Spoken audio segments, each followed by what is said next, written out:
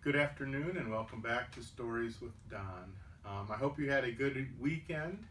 The weather was beautiful. Hope you got a chance to go out and to enjoy it. But today it's Tuesday and we're back at our reading. So we are reading the book of Robin Hood, and we are on chapter 10, How the Sheriff Gained a Queer Servant. And by queer they just mean odd. Again, they don't always use the same words when this was written that we use today. So queer just means odd. One day, a few weeks after Arthur à Bland joined the outlaws, a rumor came to the forest that the sheriff was forming new plans and raising a great power of troops against his old enemies. "I wonder what the sheriff is planning this time," said Robin Hood. "We have had no word at all from Lob the cobbler." "But we'll soon learn for all that, master," said Little John. "This very day I will go by myself in disguise to Nottingham, and bring you all the news that may be gained in the marketplace and the alehouse, and in one place or the other that I shall learn what is in the wind." "Have a heed, Little John, have a heed," said his master. "I would not lose thee to gain all the news in Christendom." "Never fear, master," said the great fellow. "I will look after myself."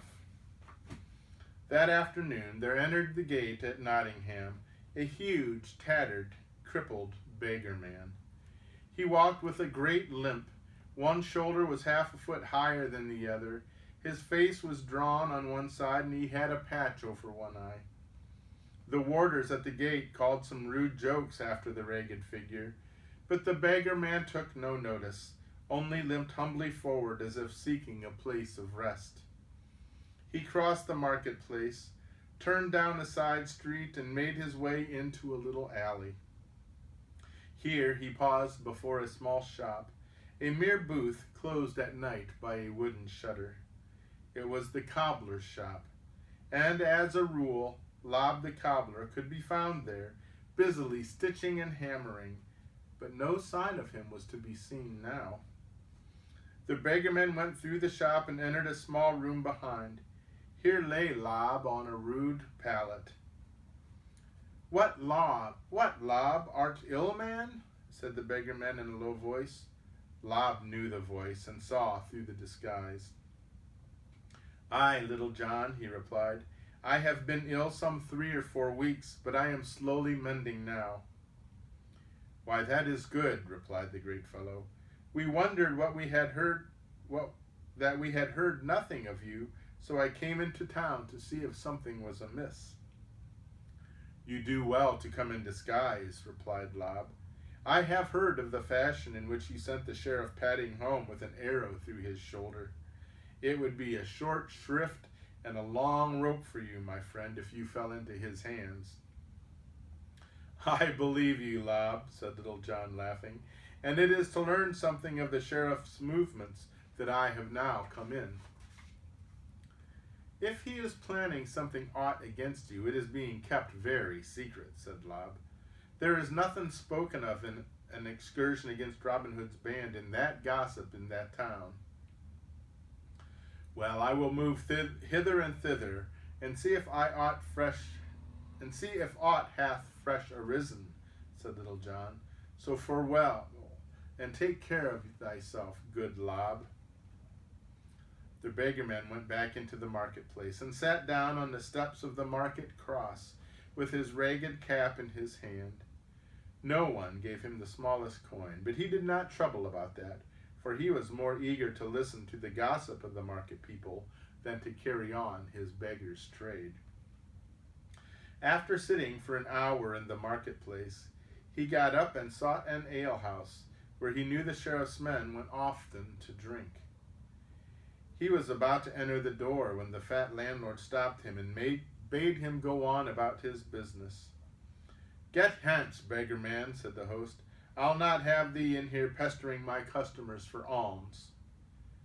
"Nay, nay," said the beggarman. "Good mine host, I come as a customer myself. What do you think, I have not the price of a pot of ale about me? Look here.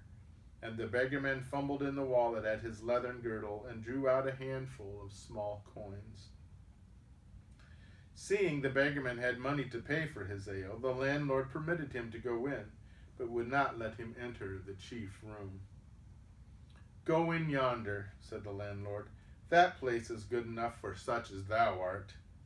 And the beggarman went meekly into a rude chamber beside the chief room, a place where 2 or 3 stools stood about an old broken table. Here the beggarman sat and drank his ale in great content, for through an open door he could hear every word that was spoken among the customers. 2 of the sheriff's men were there, but nothing was said of any raid upon the outlaws. Instead, the talk ran upon a great shooting match that was to be shot at the town butts the next day. In those days, shooting matches were the dearest sport of the people, and no fair day passed without a contest among the champions of the longbow. The beggarman pricked his ears at the mention of the match, and murmured to himself, "A great match in the wind, eh? Then I'll be there if I can come at a bow by any means, for that's the place where tongues will wag freely of what is in the wind." It was growing dusk by the time that he had finished his ale, and the beggarman left the alehouse and crept back to the cobbler's shop. Here Lob made him a bed in a corner on a truss of hay, and the beggarman lay down to sleep. The next day at noon, there was a grand fanfare of trumpets in the marketplace. There stood 3 heralds in shining new tabards, blowing till their cheeks were as round as apples. Since early morning, the market folk and the country people had been buying and selling, bargaining and chaffering. But now the serious business of the day was over, and the afternoon was to be given to sport. So there was a great crowd to listen to the proclamation of the games. They heard that the prize was to be a fine new horn, filled with 20 silver pennies, and all agreed it was a noble reward, which would stir the best archers of the town and countryside to give in their names. Beside the market cross sat a clerk with a sheet of paper, pen, and inkhorn, and to him went the yeomen, one after another, to give in their names for the match. Among them marched the big, ugly, limping beggarman, a bow over his shoulder and a leaf of arrows by his side. They had been lent to him by a friend of Lob the cobbler. As he went up to the clerk, a roar of laughter rose from the onlookers, and a yeoman who was about to put down his name hustled the beggar back roughly. "Stand back, knave," said the yeoman, a tall, stout, red-faced man in the dress of a forester. Excuse me, I got something in my throat. "How dare ye thrust forward in face of your betters? And what dost mean in coming forward at all? Begone and finish plundering the scarecrows amid the corn." The crowd laughed at this jest, cut upon the beggarman's sorry clothes. But the laugh was checked when they saw that the beggarman thrust out an arm strong as the bow of a great oak, and seized the forester by the neck and twitched him aside as if he had been a 3-year-old child. "First come, first served," quoth the beggarman. "Let me tell you, my fine forester, that I was nearer the clerk, and therefore had the better right to be entered first for this merry play." The forester went red as fire with rage, and leapt at the beggarman, and launched a tremendous blow at his face. Right, Hal o' the Croft," shouted his friends. "Give the rogue a forester's knock." But the forester's knock was delivered in vain. The limping beggarman dodged aside, and Hal o' the Croft's fist missed him by inches. "Run, beggarman, run!" cried a friendly bystander.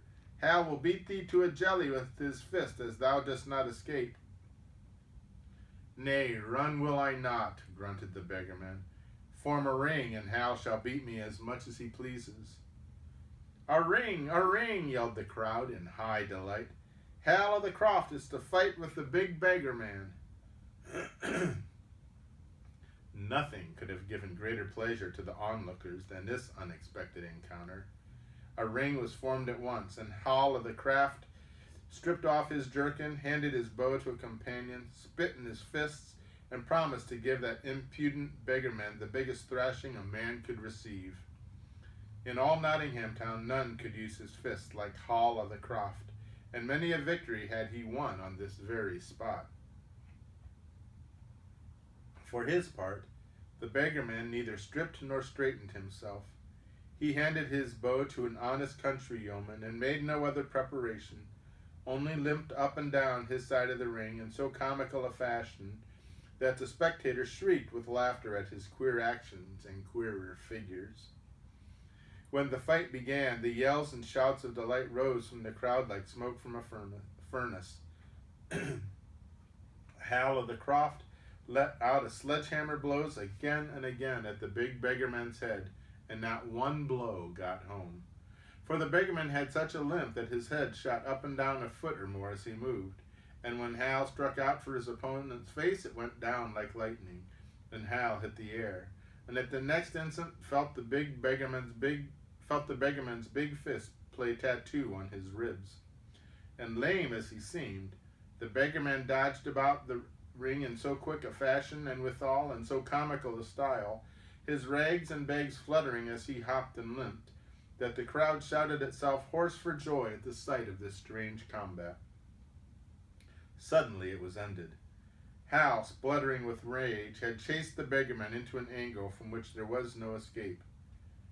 "Cornered! Cornered!" shouted the forester's friends. "Now you have him, Hal. Now give him the forester's knock." But at this instant, when all looked to see the famous boxer finish his opponent, that terrible beggarman uprose, and for the first time his huge fist struck home. Crash! Every man in the crowd heard 3 of the forester's ribs splinter as if they had been dry sticks, and Hal of the Croft was hurled clean across the ring and dashed senseless to the ground. For a moment all stood silent in surprise at the strength which had dealt that tremendous blow. Then several foresters pressed forward, cudgels in hand, to beat the beggarman who had overthrown their champion so easily.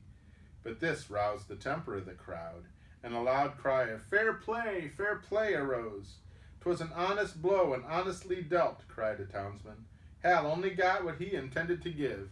Fair play for the beggar." And the speaker flourished a great quarterstaff round his head.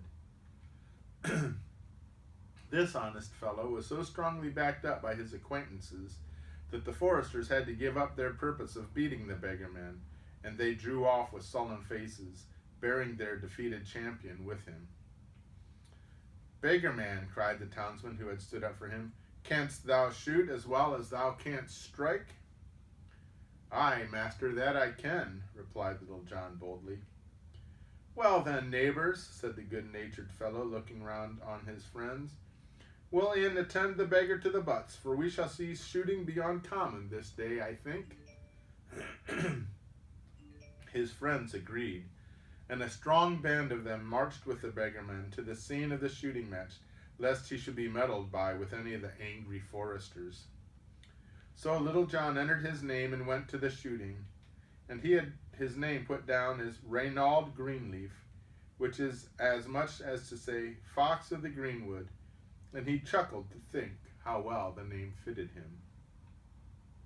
When the shooting match began, there was first a contest at the butts, and here the beggarman shot best of all. The 3 best men at the butts were now set up to shoot at the hardest mark of all, a willow wand set upright in the ground. Of the 3, only the beggarman could accomplish the feat. His arrow split the willow wand as cleanly as if a sharp knife had been run through the center. "This is the best archer that I ever saw in all my life," cried the sheriff, who was watching the archery closely. It was the first time he had been abroad since the wound in his shoulder had healed, and he was enjoying the day's sport very keenly. "Come hither, beggarman," he cried, and Little John came forward and bent his knee humbly before the proud sheriff. "What is thy name, and where dost thou come from?" cried the sheriff. "My name, your honor, is Reynauld Greenleaf. I was born at Holderness, replied Little John. Thou canst draw a good bow, Renaud Greenleaf of Holderness, said the sheriff. Aye, said Little John to himself, or I would never have put the shaft through thy shoulder, proud sheriff. But he made no answer aloud, only bent his knee again in respect. 'Tis a shame to see so bold a bowman as thou art in rags and tatters, quoth the sheriff. Come, good fellow, enter my service, and every year I will give thee 20 marks to thy fee. Little John agreed at once, for in the sheriff's service he felt sure he could find out all the things he wished to know. So he went to the sheriff's house and entered his service, and the sheriff thought he had secured a fine archer for his bodyguard. Little John grinned to himself and said softly, Grammar sleep, proud sheriff. Renaud Greenleaf is your man, as you think. Marry, I shall be the worst servant to him that ever yet had he. For some days, Little John, or Renaud Greenleaf, spent a fine time at the sheriff's house. He ate and drank of the best. He sat by the fire or in the sun, and never did a hand's turn of work of any sort. This vexed the steward, a self-important fellow, who expected every servant to run before him. But when he gave Renaud Greenleaf a job, that big lazy fellow would not touch it, and merely said, I am an archer, Master Steward. Fetch me when there is shooting to be done, and I'm your man. Till then, leave me alone. One morning, Little John lay in bed very late, and when he got up, he found the sheriff had gone hunting. So, thought Little John, the sheriff has gone to hunt in merry Sherwood, has he? Well, upon my faith, I too am longing to be back in the greenwood, and I may as well go. For Little John had listened when many thought him asleep, and looked when many had thought his eyes closed, and he had neither heard nor seen anything to show that the sheriff was plotting mischief against Robin Hood and his outlaw band. He began to see that it was but a false rumor which had reached them in the forest. I'll make a good meal, thought Little John, and then I'll betake myself to my master. So Little John rose and went in search of bread, meat, and ale. Little John went to the buttery, and in the passage leading to it he met the steward. Good Master Steward, said he, give me a hearty breakfast, I pray thee, for I am as hungry as a wolf in midwinter. And so you may be for me, cried the steward. The hour of breakfast is long since past, Renaud Greenleaf, and the food is put away. Why, 'tis more like the time to dine. Call it dinner time, then, as you please, replied Little John, so that I get the food. I am careless of the name of the meal. Neither bite nor sup shall you have, cried the steward, till my lord the sheriff has come back from hunting. What? Cried the hungry giant. And am I to fast till then? Master Steward, be wary, and rouse not my anger, or I may crack your crown. The other said never a word, but slammed the buttery door to, turned the key in the lock, and laughed in triumph. But the fat steward, who was also butler, laughed too soon. Little John dealt him such a blow that it seemed as though his back would break in two. Over went the steward in a heap in the corner, and Little John stepped forward and gave the buttery door such a terrible kick that he burst it clean off its hinges. He stepped in and licked his lips when he saw the well-laden shelves. A great venison pasty, with the crust well browned, caught his eye first, and he cut a huge slice of it with his knife, and washed it down with a great black jack of humming brown ale from a barrel in the corner. Then he took a dozen or so slices from a cold haunch of venison, and washed those down with a flagon of rich Canary wine, and so he tried this and that of all the daintiest, and made the finest meal he had ever stood up to, for there was no seat in the place, and he ate off a tall shelf for table. Now, while Little John was thus eating and drinking merrily, the cook came to the buttery in search of the steward. For a moment the cook stared in wonder at the scene. There was the steward groaning in the corner where Little John had flung him, and there was the big archer making havoc of the buttery shelves. This havoc went to the cook's very soul, for the archer was disposing of the dainties which the cook had prepared for the return of the hunting train. The cook's anger arose at once, and as he was a stout and bold man, he sprang straight at the archer and fetched him 3 heavy blows across the shoulders with a stick that he held in his hand. "I make my vow," cried the cook. "You are the sturdiest knave that ever dwelt in a household to ask to dine in this fashion." "I make my vow," said Little John as he swallowed the last mouthful, "that you are a bold man to disturb another at his meal, and before I leave the place I will make trial of you." Little John and the cook thereupon drew their swords, and neither dreaming of retreat, they set to. For a good hour Little John and the cook fought sore together, and neither had harmed the other, so well matched were they at every trick of fence. "Hold your hand," cried Little John at last. "I make my vow, Master Cook, that you are the best swordsman that ever I met. 'Tis a waste of a stout blade that such a man as you should hang over pots and pans cooking fine things for other men's stomachs." "I like my task little enough," replied the cook, "but what am I to do?" "Say you so?" cried Little John. "Why, if you can but shoot with the bow as you can play with the sword, I could take you to the greenwood and find you a good master, whose services would fill you with delight." "And who might he be?" asked the cook. Little John bent forward and whispered in his ear, "Robin Hood."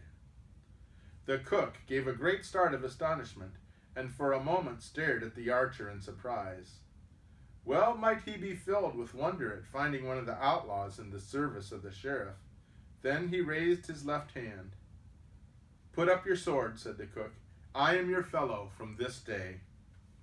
"Then join me in this pasty," laughed Little John.